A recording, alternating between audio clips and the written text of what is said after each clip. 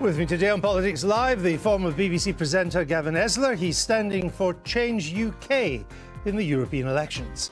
Brexit Party candidate Martin Daubney, who used to be the editor of Loaded magazine.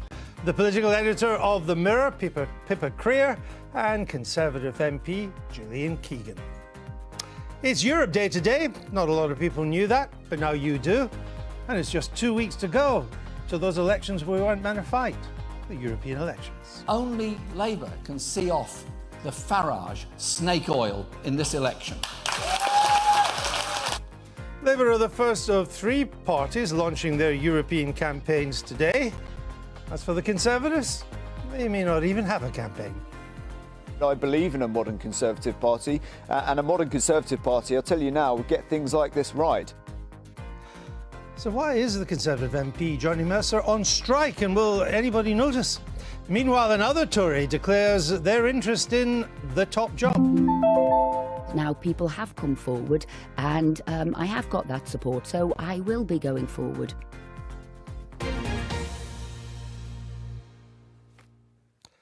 So, Gillian Keegan, Johnny Mercer says he's going on strike except on Brexit issues.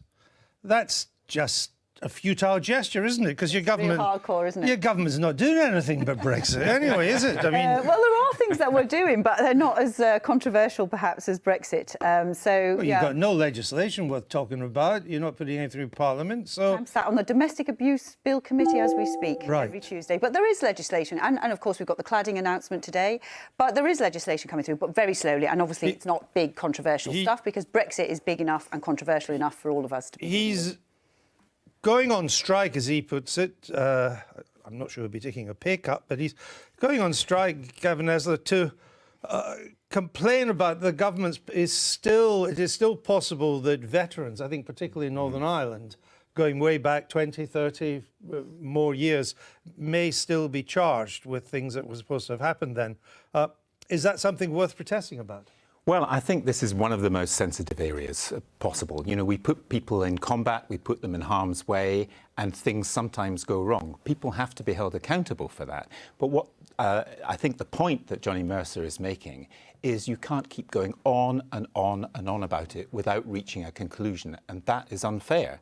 So, I mean, you and I were Northern Ireland correspondents in the early days when I think you were in the mid-70s.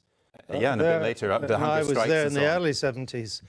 You know, there were things going on there which would never be allowed to happen now. But in a sense also, nobody really knew what they were doing in these days. So ordinary soldiers were sent into positions which would not be allowed to happen today. That's true, but also on some occasions they shot people which they shouldn't have shot. And now it's perfectly fair to say we need to look into that. What is not perfectly fair is to keep going on and on and on and going back and back and back. That doesn't mean to say you're not responsible for things you might have done when you were a young lad.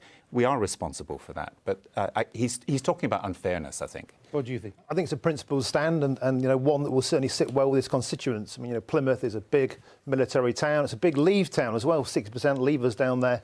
And I wonder if this is a little bit of shenanigans going on, you know, to distance himself from a Prime Minister who seems like a dead woman walking, you know, no doubt play out well with his constituents. And, you know, a lot of people believe that our former servicemen are being put through hell. And they certainly believe that they need a voice in Parliament. And I think his actions will go down well locally. Pippa, the government often gives the impression that it's against all this happening, that it doesn't want to open these cases. But it still happens. Are we clear what government policy is? Well, the government launched a consultation at the end of last year. And one of the key concerns when that was launched amongst veterans was that there would not be a statute of limitations, which is obviously why many of them feel that these cases are potentially open-ended. And of course, there was a charge, it was a double murder charge, wasn't there? News last month that a soldier was relating a double murder charge in relation to the Bloody Sunday incident. And the previous Defence Secretary, Gavin Williamson, who spoke out a lot on behalf of veterans, was suggested that he was concerned about how that might play out. The suggestion from Number 10 this morning is that there's no immediate end in sight to this consultation. And obviously there's a lot of people right across the spectrum, both those who feel that soldiers should have the confidence that they're going to be supported by their masters, but also those who feel that it's important that they're nevertheless held accountable for their actions, who think that it's right that this comes to conclusion sooner rather than later. Gillian Keegan, you were PPS to the former Defence Secretary, the most recent Defence Secretary. Should there be a statute of limitations? I think there is a lot of people who are calling for a statute of limitations, but as Gavin said, it is very tricky. The consultation, you know, there's lots of responses come forward now, and the government now has to come back with a proposal. They've acknowledged it doesn't work today. It's kind of in the ether. I would imagine Johnny's trying to influence the proposals that are coming forward, and that's why he's come out with his stand now. He has spoken about it a lot. It's tricky. It's tricky because, you know, you can't be above the law either, and I think that's the balance they're trying to get. But they know you could it's have not a statute of well. limitations. You could, and that's what a lot of the veterans are calling for. Well, let's hear what Johnny Mercer, the Conservative MP, had to say about this. They are seething in the communities that I come from, that they continue to be treated in this way by a government that ultimately, on whose behalf they were acting at the time. This isn't just about Northern Ireland, this isn't about a particular individual. You've seen the work I've done on the Iraq Historical Allegations team.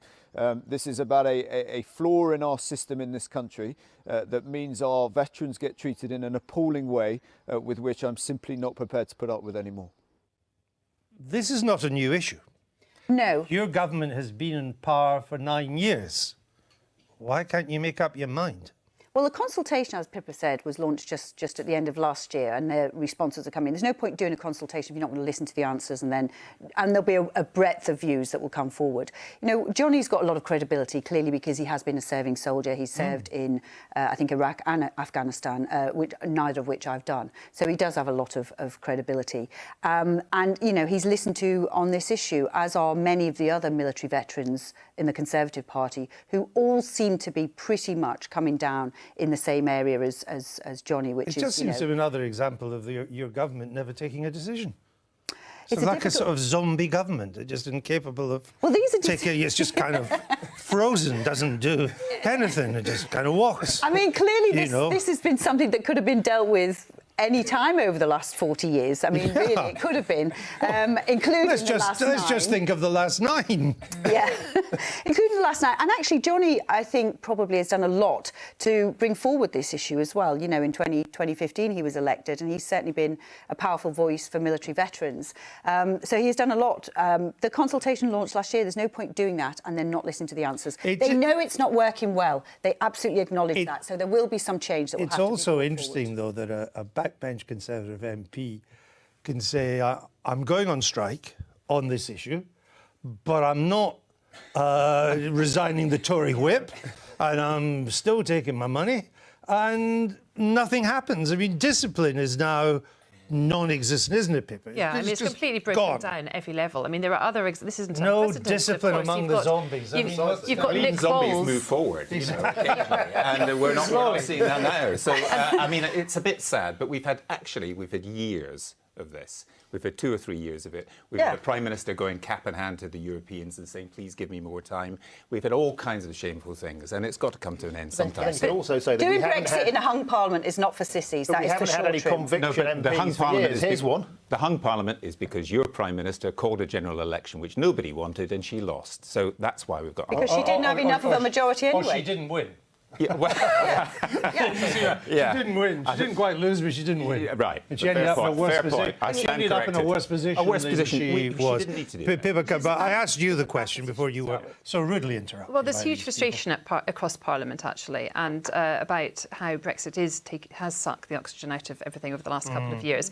And, you know, we have, this week, we have seen a bill banning live animals in circuses. We've had Kew Gardens car parking charges. I mean, this is how our MPs are spending their time. When they talk of nothing else. When you have things like... I've just come back from New York. Everybody come up to me and said, the Kew Garden charges.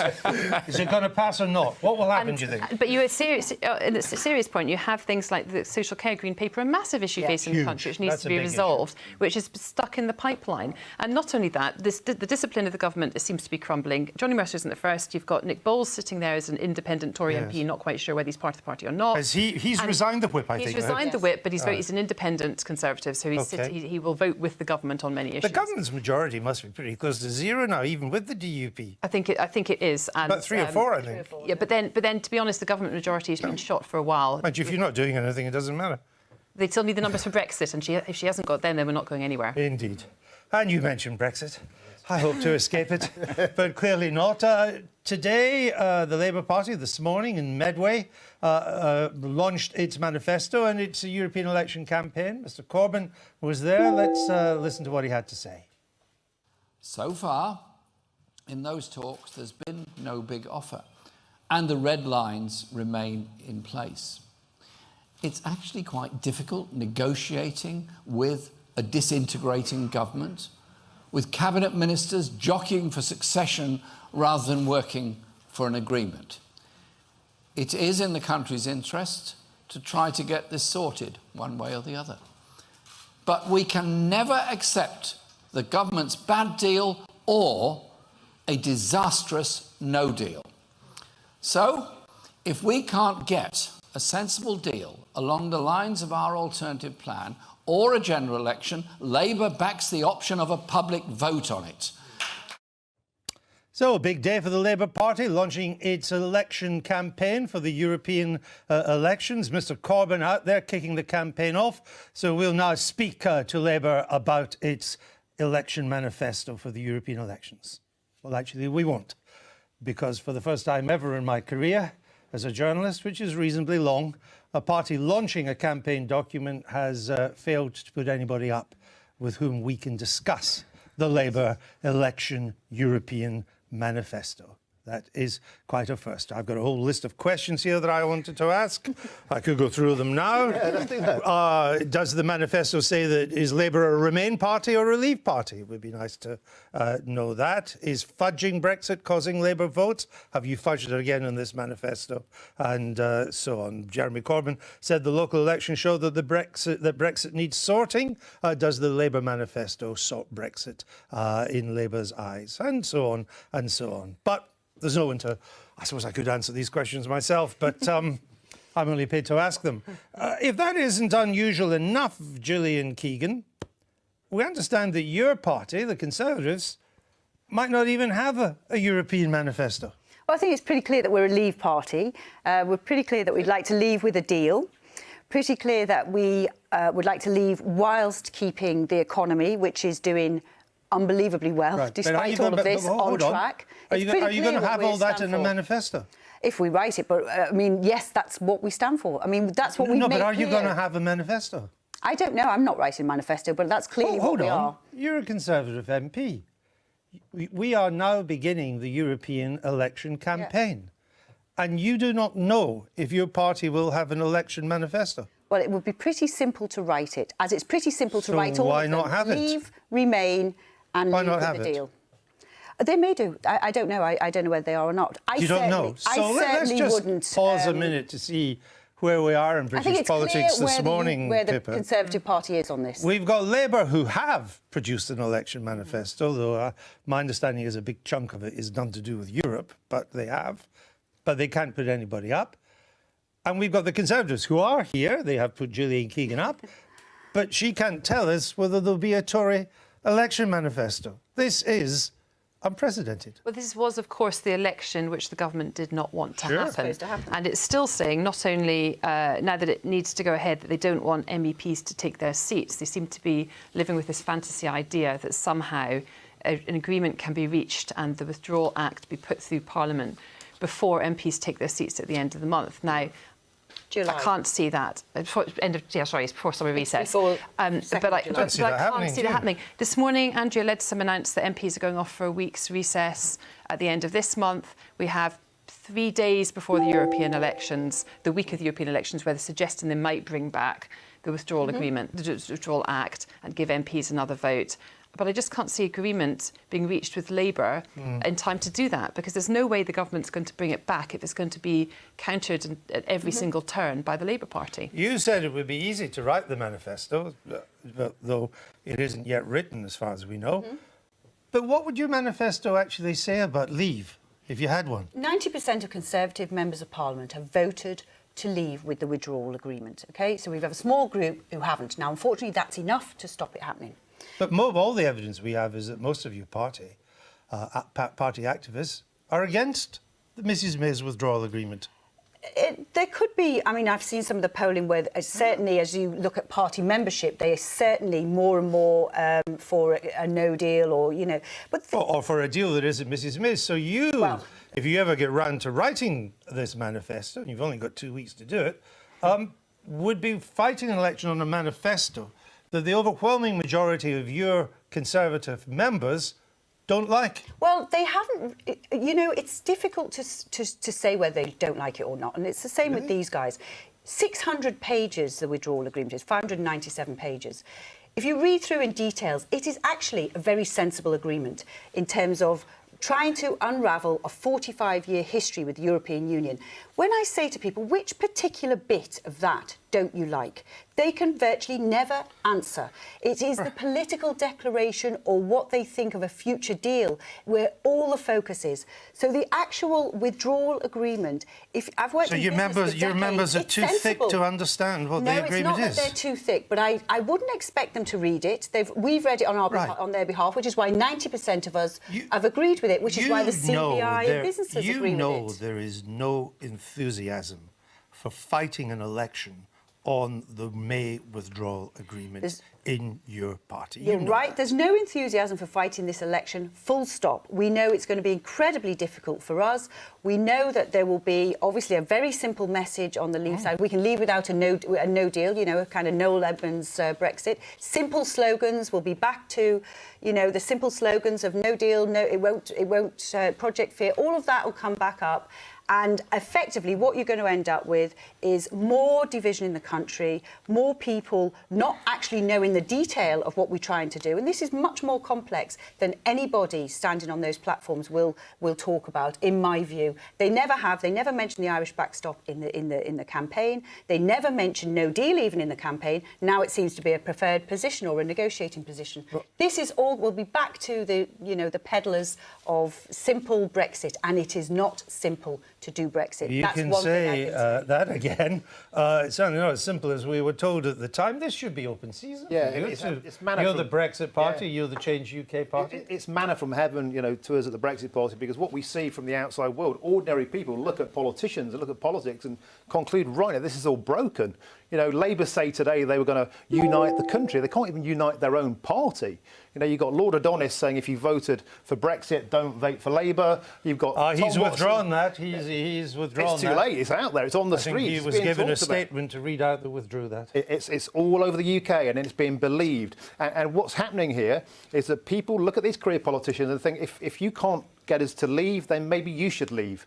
And that's what this whole revolution of politics is about, because... I mean, look, this is a hugely simplistic message, and Gillian is right about that. And it's worse than a simplistic message. It contains within it lies. Misleading. You have been lying about me in the past 24 hours. Your party has been lying. You have lied in social media in saying that I...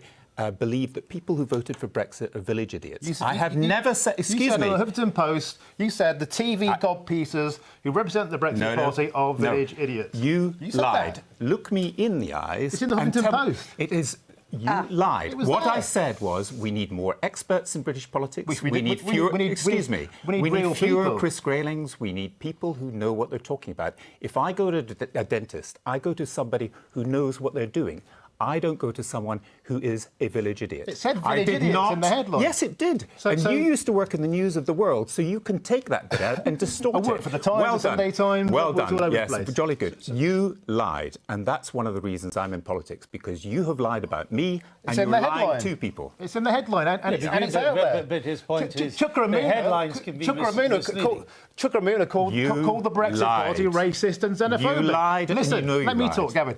Yesterday, he was challenged by two of our party activists standing for London. One of whom is a Pakistani guy, one of whom is an Indian guy, and one of whom is a Jewish guy. I have never said that people are village idiots for voting for Brexit. I have never thought it. I have friends. Whose property was defaced with a swastika. Challenged Chugga to a debate. It's going to be a great campaign. This myth that we're racist. Gavin Esler, should be taken down. The media has yesterday. Did you said, I think, to the Huffington Post website that TV news must stop giving airtime to the village idiot. No, what I said was that we need experts to negotiate trade deals. We need experts who know what they're talking about.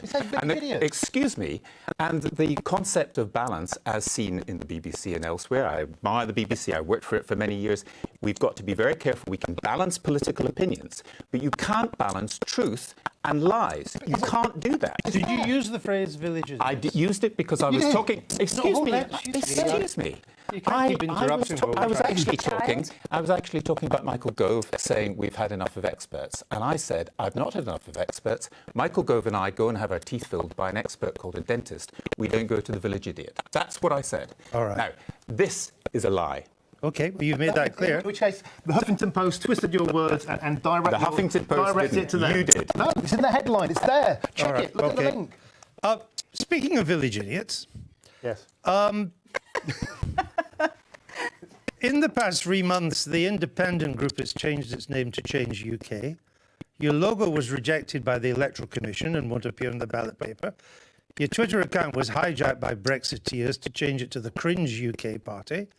We don't know who your permanent leader is, and you've had to drop some of your candidates in the first 2 days of adopting them. And we're still in better shape than the Conservative Party. That's not a great track record so far. I mean, are you being run by the village idiots? It's not bad for 2 weeks. Look, I've been involved in this. Oh, it's 3 months. Well, I haven't been involved with it in 3 months. I've been involved with it for 2 weeks. And in a couple of weeks, fighting an election, which nobody thought we were going to do, we're trying to create a party. I can tell you, I was hugged by people in the tube this morning coming here. That doesn't happen. We don't talk to each other in the tube. You still got your wallet? Because they didn't take my wallet. No, they absolutely didn't. Because they think that something is changing in British politics. Well, people have changed their minds. He changed his mind. He voted Remain a couple of years ago. It's fine for him to now be a Leaver. You're quoted as saying that on Twitter. But that's not right. Oh, Twitter must be true. But well, OK, I'll take your word for it. I'll take your word for it that you didn't. When we looked at the launch, when your party was launched, and I don't think you were in right at the I wasn't, no. Right. But when we looked at that, of the Chuko Munas, the Anna Subris, and yourself eventually come in, they look like a sort of bunch of sophisticated, media-savvy people. Precisely. But in a way, a lot of this, not even getting the logo right, it's almost like what we would tend to think of the UKIP party has become. Andrew, I would love to have a great logo, but what I really want is a people's vote on all the things that you were talking about. I think if it is such a great idea, we should go to the polls and ask the people again, because they've changed their minds. People change their minds. And so, hands up, logo, it might not be. But it goes on the ballot paper and yours won't. There isn't a logo there. It says no logo supplied. It came through this morning. Well, I'm absolutely fine not having a logo, but having principles. But why, if you're a Remain supporter, and particularly if you want a second referendum, which is particularly what your party wants, why would you vote for what seems to be a disorganised pop-up party rather than the Liberal Democrats or the Greens, who have an established track record? Or the SNP in Scotland. I mean, there are a number of parties who are in favour of Remain, and I hope the Remain vote is really, really big. But as you know, it's technically not possible in these European elections, given the timescale, to form a kind of unified view between these parties. I think Change UK brings something different. I think the people who started it were very brave. They're not time servers within the Labour Party or the Conservative Party. They jumped, put their political careers on the line. And I actually think that politics is totally broken in our country. We've got people who are utterly misleading, and we've got people, I'm sorry, but who don't know what they're doing. The incompetence of the Conservative Party, the anti-business attitude of your former Foreign Secretary is doing our country down and making us look ridiculous. I just want to respond to that, because I've only been in politics for 2 years, but I've spent 3 decades working in manufacturing industries, in technology industries, in airline industries, in all the industries affected by Brexit. I understand it. When I read it, I completely understand it. So I would take exception to that. I'm not the only one. Many people understand how complex these businesses are and how much they work. and how much they've been integrated over 45 years. And those people are people like me who have chosen to take an approach to Brexit which respects the fact that for 45 years we've been doing it a different way. Nobody kept a wiring diagram, and we have to unravel it in a way that keeps our economy and keeps the jobs for people in this country strong. So I absolutely take objection. I'm not a career politician. Your career spouters of information maybe, but I have worked in all of these industries at the coalface. I understand it perfectly, and I will not be told by somebody who either wants a no-deal Brexit as though that's doable, My dad or just real says, coalface. well, I'm sure your dad did, and so did mine. But these are the people out there across Worcestershire, Derbyshire, Staffordshire. Exactly. They're crying out for real people. I understand the career that. politicians who are doing this cannot agree on anything. From Knowsley and Merseyside, but they're not doing anything. We are trying to do something. It's not simple. Why doesn't your party have a manifesto? Because, as Nigel said, we're 4 weeks old and it will come out after the elections. Until then, the Brexit Party... Hold on. We've now got one party that's published a manifesto but won't put anybody up to defend it, another party that isn't publishing a manifesto, and now a third party that's going to publish its manifesto after the election. We've gone down the Alice in Wonderland hole, haven't we now? Because it's not a real election. We're 4 weeks old. It is a real election. This election is happening. You don't want it to happen. We do not want but it is happening. The people want it to happen. I'll tell you that much for free. Nigel Farage does. He'll still get paid. The people are furious about the inactivity of Brexit, and this election is happening. But why haven't you got a self-interested manifesto? for Nigel Farage? That will come after the election. That's What's what the Nigel point? said. We'll have voted by then. Until then, it's Brexit. Now, the only party on that ticket, there are three parties offering Remain. There's only one party on that ticket offering a WTO, no deal, calm Brexit. That's the Brexit Party. That's what the public want when I'm out there. No such thing. Hold on. Okay, let's see. Hold on. Let me see what they say. Let me interrogate on that. You're misleading. Your policy is to leave on no deal. On WTO terms, yes. So to leave on no deal. Yes. Without a deal. Yes. But people didn't vote for that in the referendum. Well, we were told by those on the Leave side that not only would there be a deal, but actually it would be a great deal. It would be an easy deal. It would be a piece of cake deal. All of that people discussion, voted on the assumption that there would be some kind of deal. On that ticket, they never voted on no deal. It said remain in the European Union or leave the European Union. And to a great many people, that meant to get out. Now, what it meant to get out, how we untangled ourselves, wasn't talked about at the time. David Cameron said quite clearly we were leaving the single market. He said that over and over again on television. So the conceit. Hold on, Liam Fox. The leaders didn't know what they were voting for. Is why they want to vote on May 23rd. Michael Gove, Boris Johnson, even Nigel Farage all told us we would leave on a deal. Now you're telling us it's your party's policy that we leave on no deal. Well, after 3 years of trying to do a deal, which has been impossible because nobody can agree on anything... Because it's a hung parliament. That's why it's... But it is with the MPs we have now. Let me hear from It's also a false premise, as the European Union have made quite clear, were we to go back to them, or our government to go back to them, in several months' time, having left without a deal, the same issues would still be on the table. We'd still have to pay the Union divorce bill.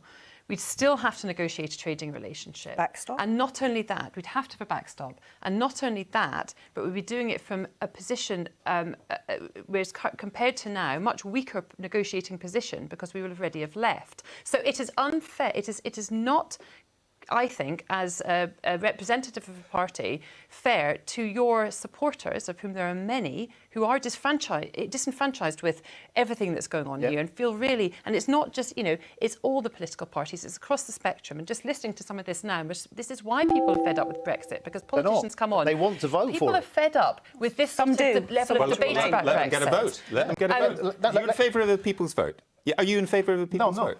Well, no, I'm not. What, you think people should be allowed to vote but shouldn't have a people's vote? No, because we should enact the first lot of democracy first. That's the point. A Democratic Act has been passed and politicians refuse to put it through. But they're conservative. That's the point. The conservative Brexiteers that I've that. spoken to in recent days really quite firmly believe in leaving the European Union, who are actually starting, just a handful, not many, but who are starting to say, well, actually, maybe the solution to this is a second referendum. Because if, as you say, the majority of people want to leave, and we now know on what terms that would be, that would give people a clear choice. Now, that's a gamble for people like Gavin's party, but nevertheless... You're frightened of the people. I'm not remotely because you know Remain have got a wave behind them, and you also know about the dodgy money which has come into your party, which you won't say until after the election. Now you're lying. It will still be very you close. are lying. Dodgy money? Well, where's the source of that money? Where is the source of that money? Do tell us. Prove it's dodgy. You said it's dodgy. Well, if it the burden of proof is now on you. If I gave you £100,000 and thought you were a great party, I would be boasting about it. Why is it that your donor will declare absolutely? Has every party declared all their donors? Why is it that your donor is so ashamed of you? They won't say, oh, well, why don't they say who they are? Because the situation... Why don't you say who they are? Is where is the source of that money? Do tell us. Prove it's dodgy. You said it's... Starting just a handful, not many, but who are starting to say, well, actually, maybe the solution to this is a second referendum. Because if, as you say, the majority of people want to leave, and we now know on what terms that would be, that would give people a clear choice. Now, that's a gamble for people like Gavin's party, but nevertheless... You're frightened of the people. I'm not remotely because you know Remain have got a wave behind them, and you also know about the dodgy money which has come into your party, which you won't say until after the election. Now you're lying. It will still be very close. Now you are lying. Dodgy money? Well, where's the source of that money? Where is starting just a handful, not many, but who are starting to say, well, actually, maybe the solution to this is a second referendum. Because if, as you say, the majority of people want to leave, and we now know on what terms that would be, that would give people a clear choice. Now, that's a gamble for people like Gavin's party, but nevertheless... You're frightened of the people. I'm not remotely because you know Remain have got a wave behind them, and you also know about the dodgy money which has come into your party, which you won't say until after the election. Now you're lying. It will still be very close. You are lying. Dodgy money? Well, where's the source of that money? Where is the source of that money? Do tell us. Prove it's dodgy. You said it's dodgy. Well, if the burden of proof is now on you. If I gave you £100,000 and thought you were a great party, I would be boasting about it. Why is it that your donor will declare absolutely? Has every party declared all their donors? Why is it that your donor is so ashamed of you? They won't say, oh, well, why don't they? Television. So the conceit. Hold on, Liam Fox. The leaders didn't know what they're voting for. Liam is why Fox, they want to vote on May 23rd. Michael Gove, Boris Johnson, even Nigel Farage all told us we would leave on a deal. Now you're telling us it's your party's policy that we leave on no deal. Well, after 3 years of trying to do a deal, which has been impossible because nobody can agree on anything. Because it's a hung parliament. That's why it's Pippa. But it is with the MPs we have now. Let me hear from It's Pippa. also a false premise, as the European Union have made quite clear, were we to go back to them, or our government to go back to them, in several months' time, having left without a deal, the same issues would still be on the table. We'd still have to pay the Union divorce bill. We'd still have to negotiate a trading relationship. Backstop. And not only that, we'd have to have a backstop. And not only that, but we'd be doing it from a position, whereas compared to now, much weaker negotiating position, because we will already have left. So it is unfair. It is not, I think, as a representative of a party, fair to your supporters, of whom there are many, who are disenfranchised with everything that's going on here and feel really, and it's not just, it's all the political parties, it's across the spectrum. And just listening to some of this now, this is why people are fed up with Brexit, because politicians come on. They want to vote for it. People are fed up with this level of debate about Brexit. Let them get a vote. Let them get a vote. Are you in favour of the people's vote? Yeah, are you in favour of the people's vote?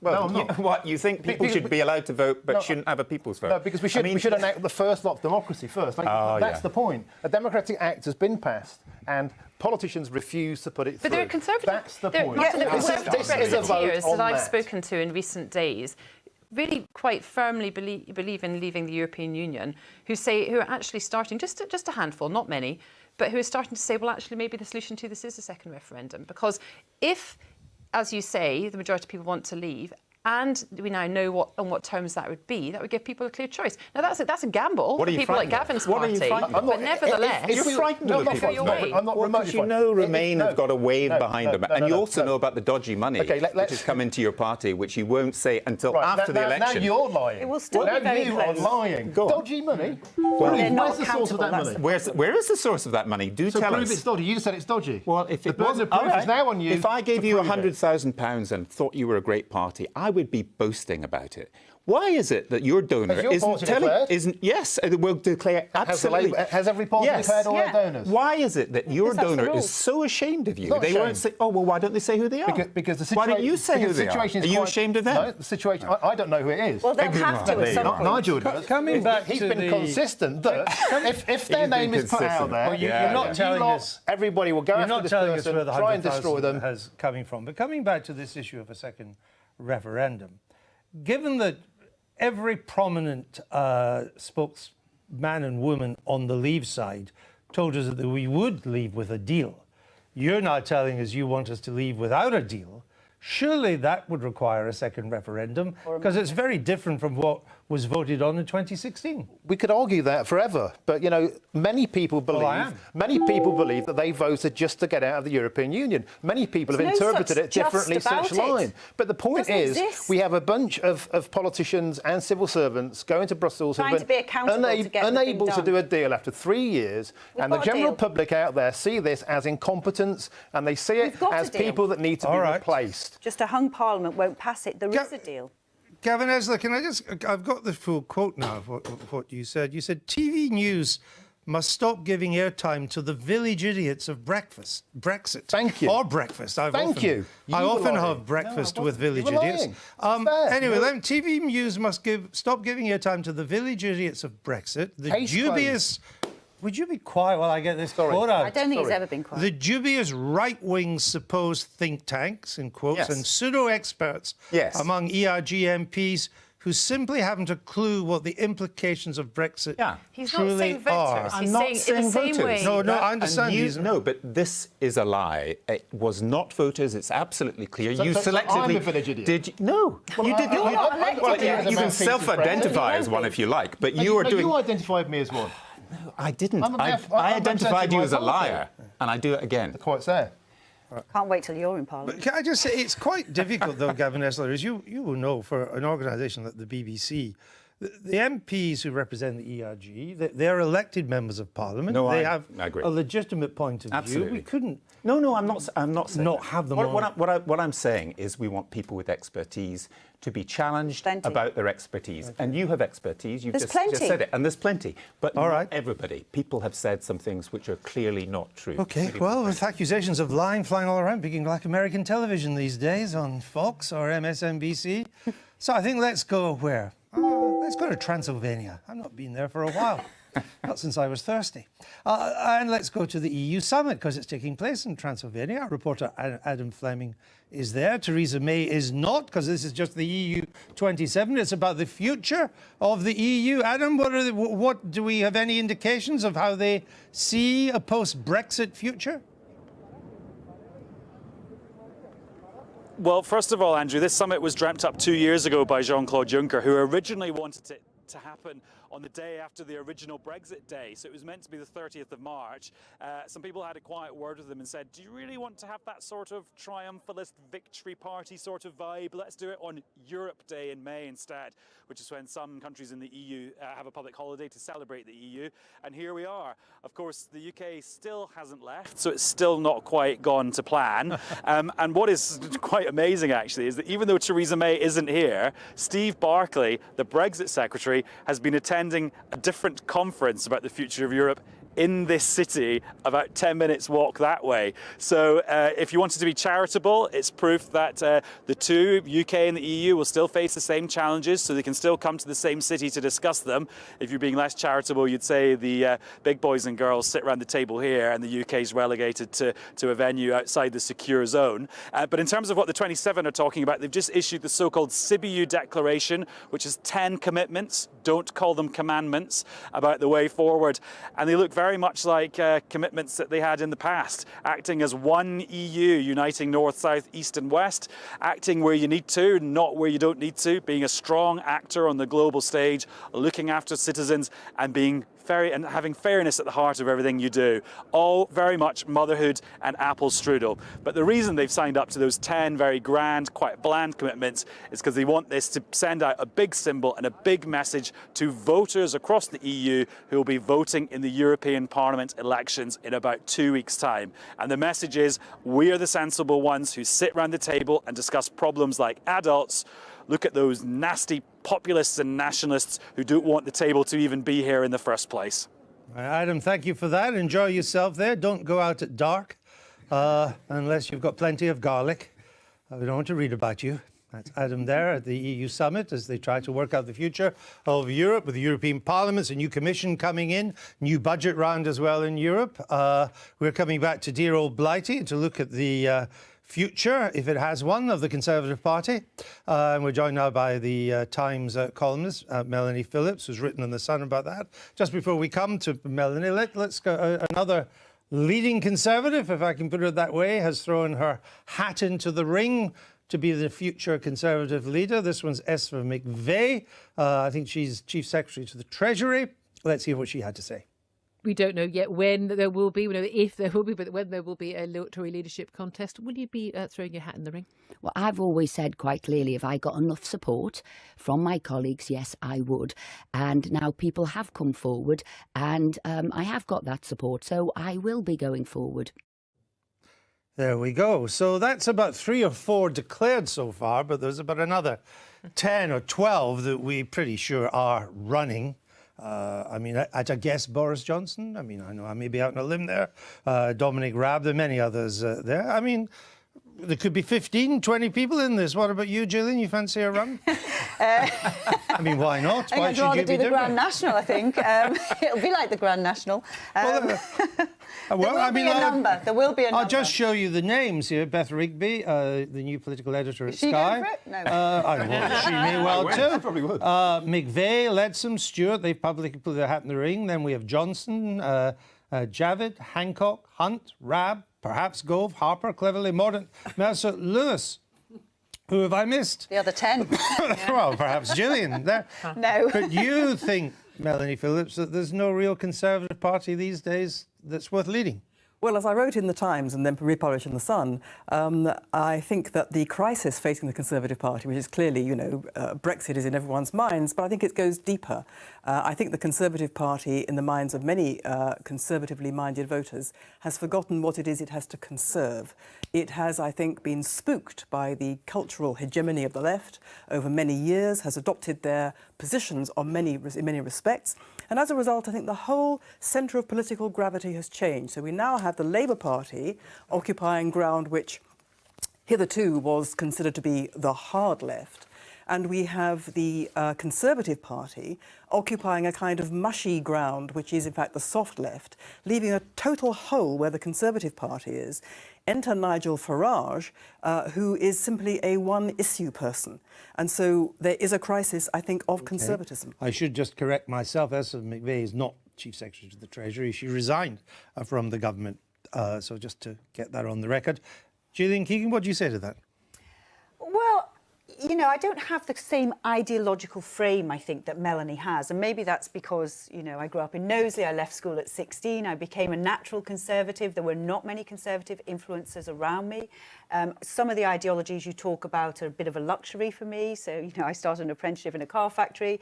And what made me Conservative, I still think, is what the Conservative Party is and will be its strength, which is equality of opportunity. You know, you might miss out on the school side. Hopefully you don't. But if you do, I went to a failing comprehensive school, you get the chance at an apprenticeship or in a grammar school. You get equality of opportunity and you get that support to make the most of your opportunities. When something goes wrong in your life and you need that support, it's there for you and it provides the support you need. So I didn't study political philosophy and, you know, I struggle to keep up with you on the moral maze sometimes, but I don't frame it in that way. What I stand for, I believe, is the future of the Conservative Party, and it is where I believe also is the future of UK and politics. And most people in this country are not on the extreme of trying to overturn democracy or trying to pretend that things are very simple. So are you saying Melanie's on the extreme? Populism. I think Melanie's probably somewhere that is not where I am, but probably further right than I am. But there's probably an awful lot we could agree on, and the framing of it is perhaps something. Well, all right, let me ask Melanie Phillips, of the likely contenders to be next leader, is there anybody that, for you, embodies the kind of conservatism you would want? Not that I've seen. Not at all? No. So from your point of view, range there. It's hopeless.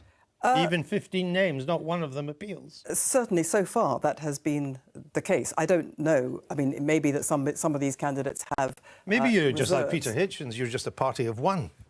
Maybe I am, but I think there are millions who actually think like me, and I think that the way they have voted in recent years for Brexit and so on, and the sort of responses I get verbally, personally, what I see being expressed by people, I think many people are like me. You see, what you've just said, I don't disagree with at all. Okay. Equality I think opportunity. there's many who are like me. But what I'm saying, well. just to take equality of opportunity, it seems to me that Mrs May's government, and going back before Mrs May's government, has ditched equality opportunity for the way in which the left interprets equality, which is identicality. In other words, everyone's entitled to the same outcomes regardless of circumstances. And we saw this in Mrs May's 2017 race equality audit, where the implication or the assumption of that was that if people from ethnic minorities suffered disadvantages, they had nothing to do with that. It was done to them, and it was the state that had a duty to repair that. Now, that is the agenda of the left. Data to inform policy. That is the agenda of the left. That is a departure from equality of opportunity Doesn't to the equality state of have a outcomes. role in ensuring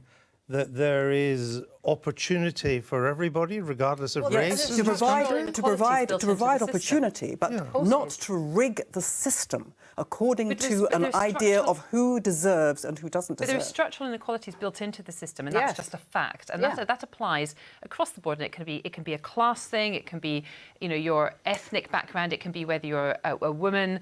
There's all sorts of different factors. And I think it's only right that any government recognises those structural inequalities and tries to do something about them. Everybody needs to be